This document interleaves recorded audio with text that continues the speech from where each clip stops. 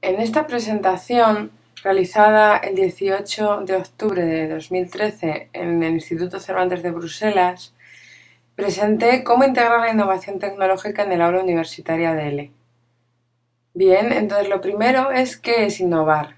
Innovar, bueno, lo primero que hice fue ir a la RAE y te dice que es mudar o alterar algo introduciendo novedades, es decir, algo que era de una manera, convertirlo en otra. Entonces, en ocasiones a mí me parece que pensamos que innovar es tener una pizarra, un ordenador, un videoproyector, pero al fin y al cabo el profesor va realizando las mismas cosas que hacía con una pizarra tradicional, ¿no? Entonces, bueno, hay que tener muy en cuenta esto, porque a mí no me parece que las cosas hayan cambiado tanto. Si os fijáis en la imagen, en los años 30, cómo eran las mesas, todas mirando hacia el estrado o la pizarra donde se suponía que estaba el profesor.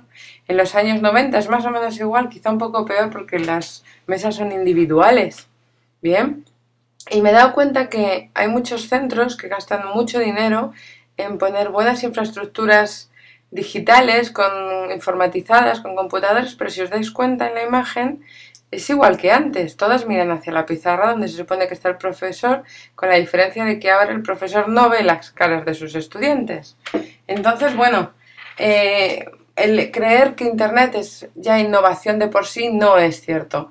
Internet es una parte, no es solo otro material, es una parte donde entra el marco curricular, los objetivos y la evaluación. Y hay que tener esto muy en cuenta.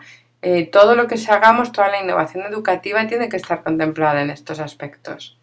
Así que, bueno, ¿qué necesitaríamos los profesores para que hubiera un cambio, una innovación? Pues tendría que haber un cambio del sistema educativo, que se utilizasen bien los equipamientos, que se reconociera en el programa y sobre todo que hubiera apoyo institucional, porque por el momento no se puede decir que lo haya, por lo menos donde yo trabajo.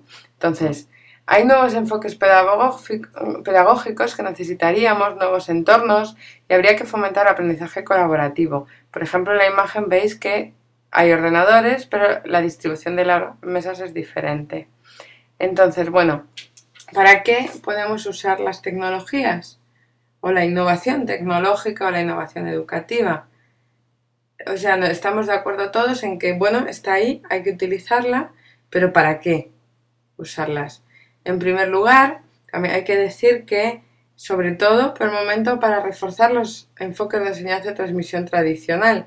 Es decir, las cosas en clase lo hacemos como lo hacíamos siempre, pero es cierto que las tecnologías nos permiten hacer muchas otras cosas fuera de clase que antes no era posible.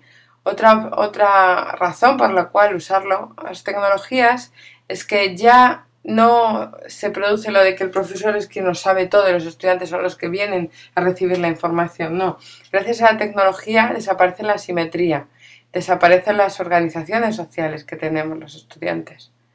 Otra opción, relacionada con la anterior también, es que reduce la brecha digital y social en el sentido en que estudiantes, por ejemplo, que no hablan en clase, sí que hablarían por internet.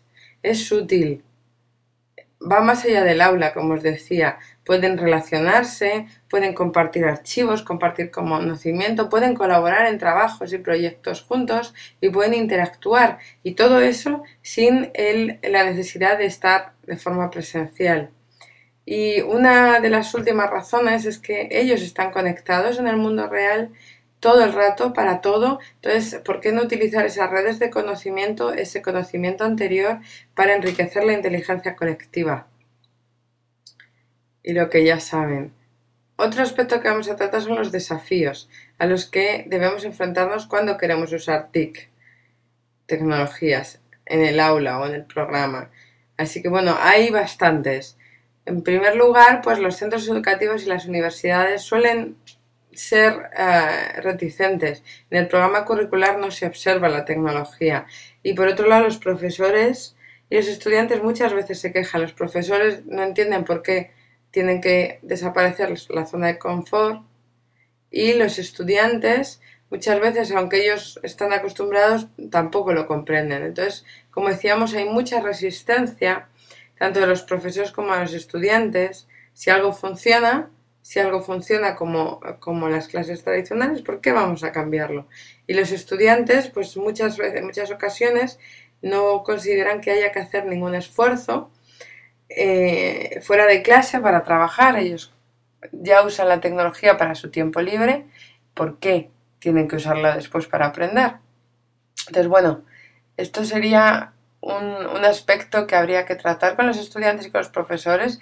Debería haber una formación, es decir, no deberían las instituciones exigirnos que haya innovación si no tenemos una forma de aprender. Para algunos nos gusta hacer esto, pero hay otros profesores que no, y que para ellos es un mundo. Entonces, tenemos que mostrarles a los otros profesores, a las instituciones, cuáles son los beneficios. El primer año en introducirse en las tecnologías es muy complicado, pero a la larga tiene muchos beneficios, ¿vale? Que hay que ir viendo poco a poco. Entonces, como decía antes, pues bueno, lo malo de las tecnologías es que es una formación continua. Es decir, siempre aparecen nuevas cosas, siempre hay muchos otros aspectos que se pueden mejorar. Entonces, para los profesores es cierto que siempre vamos a aprender y además, como decía, hay demasiada información. Hay demasiada información en la red, tanto para los profesores como para los estudiantes. Para los profesores hay 1000 herramientas que se pueden utilizar, pero bueno, solo con saber una para hacer ciertas cosas es suficiente y tenemos que adaptarnos a eso. Entonces, bueno, hemos visto que hay muchas dificultades, hay muchos problemas y sobre todo para los profesores en un primer momento, que somos los que lo vamos a aplicar, pero a pesar de todo, cada día o cada poco tiempo la educación sigue evolucionando y cada vez tenemos nuevos modelos de aprendizaje, nuevas formas de entornos de aprendizaje como el e-learning, el aprendizaje colaborativo asistido por ordenador, el b-learning o semipresencial, el aprendizaje basado en problemas, el mobile learning, el aprendizaje situado y el ubiquitous learning, ¿vale? Se puede aprender en todos lados. Bien, entonces, la idea es, si las instituciones no cooperan con nosotros, normalmente somos los profesores, los innovadores, somos los que comenzamos con una idea, tenemos algo que ya conocemos de forma tradicional, repetimos modelos tradicionales o cogemos modelos que otra gente ha utilizado y los volvemos a rehacer. Bien, y bueno, esta última imagen sobre el b-learning es lo que nosotros, en mi caso, yo utilizo en clase. Uso b-learning con aprendizaje colaborativo y con enfoque por tareas. Entonces, bueno, la historia es, yo creo que casi todos los profesores estamos de acuerdo en que hay que usar tecnología, pero la cuestión es cómo. Ahí no es tan fácil ponerse de acuerdo, ¿no? Entonces yo he seleccionado 3 tipos de recursos. Uno es para estar en contacto, otros para, digamos, más receptivos y otros más activos. Por un lado, marcadores sociales, herramientas para compartir archivos, recursos para compartir archivos. También las redes sociales educativas, que son plataformas estilo Facebook, pero que no es Facebook. Y también Google, aunque lo trataré muy por encima, ¿vale? Que es un recurso enorme y fantástico para la educación. Entonces, los marcadores sociales, así muy por encima, los más conocidos evidentemente son Delicious, y es una especie de tener los favoritos como teníamos los favoritos en el PC, pero en el ordenador. Por otro lado está Digo, que es otra versión de Delicious, diferente, es la posición en su momento, pero se pueden hacer marcas en los artículos, en las páginas, que luego se pueden mantener, y es muy útil para los estudiantes.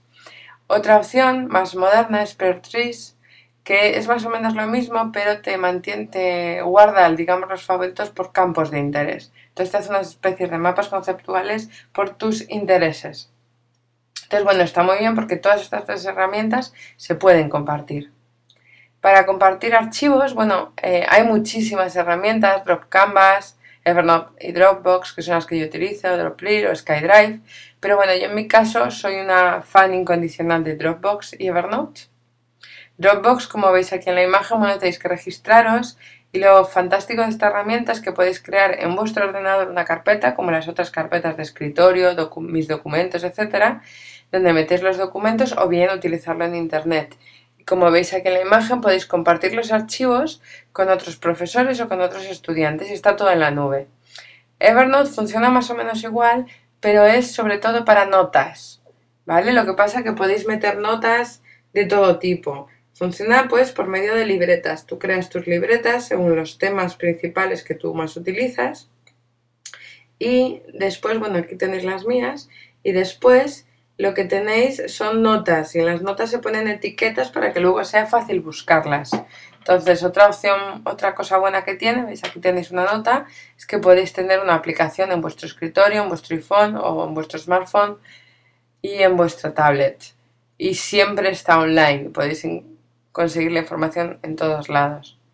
Otra forma de compartir la información es mediante tableros, ¿no? Con Symbaloo podéis crear tableros, ¿veis?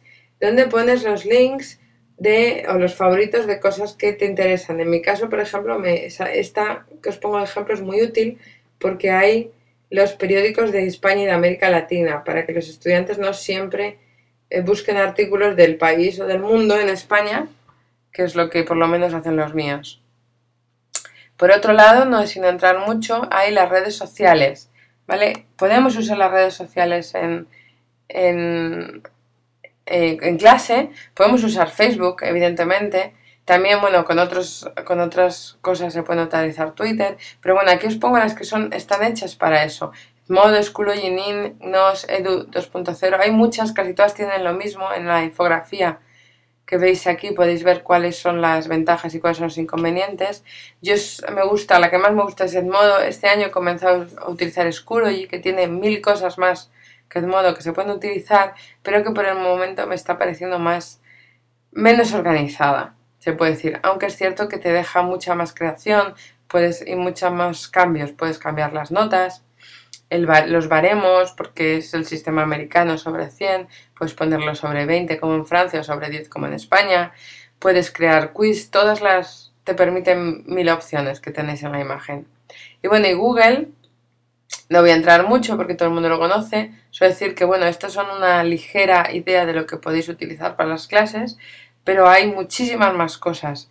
Y una cosa que quería destacar, hace 15 años que existe Google, y ahora yo creo que casi nadie se puede imaginar la vida sin esta plataforma, empresa, con todas las herramientas que nos pueden facilitar la vida, como Google Drive, antiguamente Google Docs, o Google Calendar, también hay Google Art, en fin, tenéis que mirar. Entonces, el segundo apartado son recursos que se podría decir que son más pasivos, en el sentido en que los estudiantes no van a crear nada ellos mismos, no va a fomentar la creatividad, pero no son del todo pasivos. Es decir, los estudiantes tienen que hacer cosas, aunque no son de producción. Por ejemplo, para buscar, aparte de Google, que todos utilizamos Google, evidentemente, una de las herramientas que a mí más me gusta es Olone.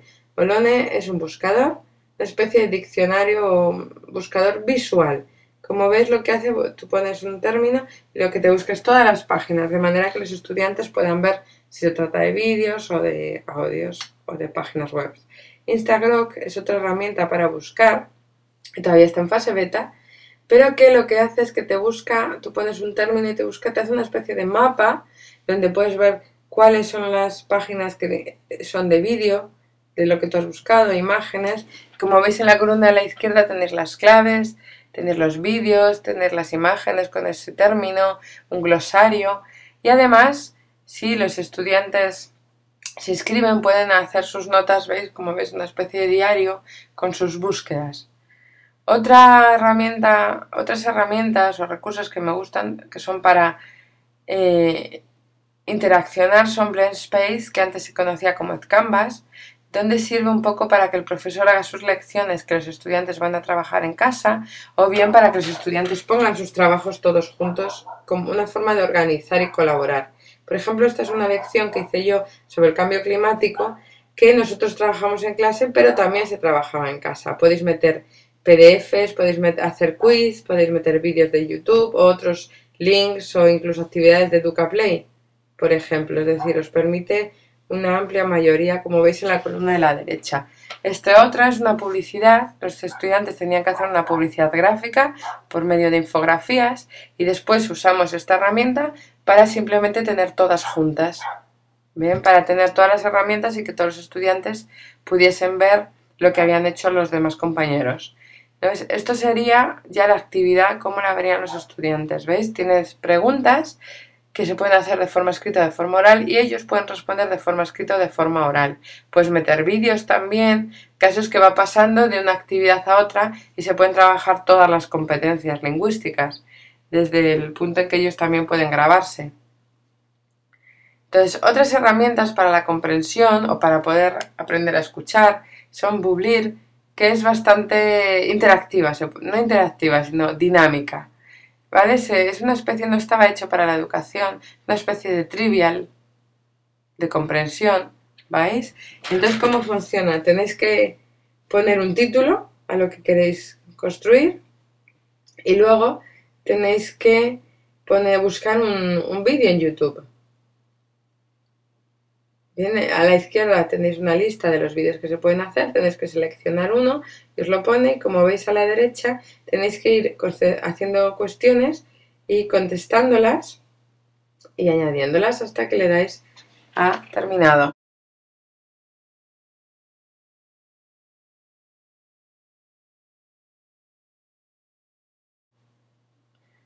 Vale, ahora vamos a pasar de herramientas que eran más receptivas a herramientas que son evidentemente mucho más creativas y que lo interesante es que se puedan trabajar en grupo, ¿vale? Entonces, la idea es que son recursos abiertos de la web 2.0 en los cuales los estudiantes pueden crear, pueden desarrollar su creatividad y al mismo tiempo pueden colaborar, ¿vale? Entonces hay una cosa importante, es que siempre hablamos de herramientas o recursos para desarrollar las destrezas lingüísticas, como la expresión escrita, la expresión oral, pero lo que no es importante ser la expresión escrita, lo que nos interesa es que los estudiantes van a inventar cosas, van a crear y pueden usar herramientas como Storyboard o Tondo, o que van, en lugar de la práctica oral, podemos decir que van a crear algo nuevo, que van a hablar, como Thingling, como Meograph. También podemos decir que van a colaborar juntos, que es unas estrategias que se van a servir futuro, o trabajar juntos utilizando Linoid, Brainshark o TitanPath, por ejemplo, ¿vale? No vamos a hablar de todas estas herramientas, pero bueno, son unas herramientas bastante útiles y muy fáciles de utilizar. Entonces, hay una cosa que hay que tener en cuenta y es que podemos utilizar Internet, no herramientas, podemos utilizar recursos de Internet que no son que no sirven para las clases. Por ejemplo, en lugar de hacer una carta de presentación o de motivación, pueden utilizar about.me. Siempre el profesor evidentemente tiene que poner un ejemplo, ¿vale? Para que sus estudiantes lo hagan. Y esta es una herramienta que es actual, es una herramienta real y que se utiliza en el ámbito profesional y que los estudiantes pueden comenzar a desarrollar. Otra opción es que en lugar de hacer el currículum, que en las clases de español de los negocios siempre hay que hacer el currículum, en lugar de hacerlo en papel con bolígrafo, lo hagan en LinkedIn, que es una cosa que les va a enseñar no solo a hacer su currículum, sino a manejarse en ámbitos profesionales en el futuro, les va a ser útil. Otra cosa que pueden hacer son crear historias con Storyboard creativas que pueden ser, o sea, que se pueden hacer individuales o en grupo, pero que el profesor tiene una cuenta donde pueden integrar a los estudiantes. Por ejemplo, esto que os muestro es el ejemplo que hicieron unos de mis estudiantes el año pasado, llamando a la protagonista Chubidú, porque había una de las estudiantes que se parecía mucho a esta chica del dibujo. Y entonces fueron ellos, bueno, veis que no hay ñes y que no hay acentos, así que fueron ellos los que le escribieron, empezaron a escribirla, le empezamos en clase para que vieran cómo se hacía, y ellos continuaron en casa. Y el profesor podía controlar todo porque era el profesor el que los tenía en su cuenta de Storyboard, ¿vale? Otra herramienta que estoy utilizando bastante últimamente y que sí, también es muy visual, porque lo visual es muy importante en todo esto, es ThinLink. ¿De qué trata? Muy simple, tienes una imagen y se les van poniendo links, se van poniendo puntos, donde se pone links. Se puede usar para algo tan básico como las nacionalidades, que lo puedes haber trabajado en clase y luego en casa que ellos lo hagan, o para hablar, como en mi caso, de política y de la historia política de España, haciéndoles que intentan descubrir quiénes son los personajes de la imagen. No todos son muy fáciles, pero bueno, ellos tienen que buscar en internet y luego aportar su información. Otra cosa que se puede hacer que es colaborativo son los murales. Hay muchas herramientas para hacer murales. Esta que tenéis aquí es Linoid. Este ejemplo es sobre el cambio climático y por grupos de 3 tenían que ocuparse de buscar pues, sobre los efectos, sobre la extinción de animales, etcétera, etcétera. Y este otro sobre la comida. Tenían comidas, platos típicos de América Latina y de España y tenían que organizar, poner una receta, un vídeo, etcétera, etcétera. Otras herramientas que podéis usar es Murally, que es también súper fácil de utilizar, y Padlet, que antes se conocía como World Wisher. Y bueno, ya para terminar, lo que decimos es, podéis hacer unidades didácticas con el enfoque por tareas, donde se vayan integrando tanto herramientas reales como herramientas para la creación de cosas. Mi Nube es una red social de viajes. Los estudiantes tenían que mirar dónde querían ir y luego aportar ellos, algo que conocieran. Tripomatic sirve para la creación de la planificación de viajes, ¿veis? Pones dónde se va y te va organizando todo. ¿Cómo funciona? Nosotros ahora, mis estudiantes están organizando un viaje a Ecuador. Hay un proyecto en el cual tienen 1.500 euros por persona, que es un montón por el momento, y tienen que organizarse un viaje de 15 días por alguna zona de Ecuador. Y entonces ellos están usando la anterior herramienta y al final van a tener que crear su presentación utilizando Brainshark, ¿de acuerdo? Como lo tenéis aquí en el ejemplo, en el cual puedes meter vídeos y audio y todo. Entonces, para terminar, pues bueno, retos y perspectivas futuras.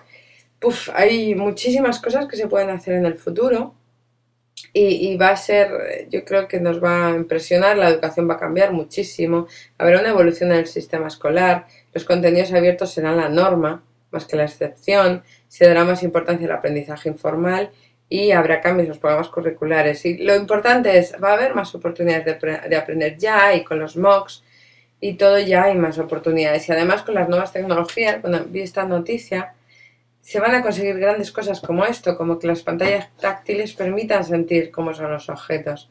Imaginaros lo que puede suponer para la educación, si se controla bien y se enseña a los profesores. Entonces, hay muchas cosas que hacer todavía, tenemos un largo camino por recorrer, pero bueno, es un camino que espero que afortunadamente no vamos a recorrer solo, porque somos muchos los que nos interesa el tema, pero bueno, poco a poco va a haber que ir saltando dificultades. Así que bueno, a pesar de haber hablado tan rápido, espero que lo hayáis disfrutado y que podáis aprender mucho de ahora en adelante y podáis integrar ciertas tecnologías, cierta innovación, sea lo que sea que quiere decir, a vuestras clases.